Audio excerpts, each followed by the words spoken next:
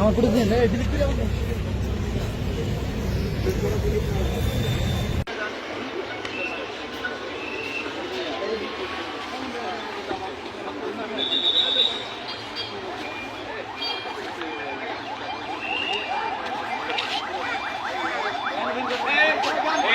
চৌধুরীর গাড়ি টাকা সহ আটক হয়েছে জুমুরে। আমাদের যৌথ বাহিনীর ভাইরা গাড়িটা আটক করছে। চৌধুরীর গাড়ি।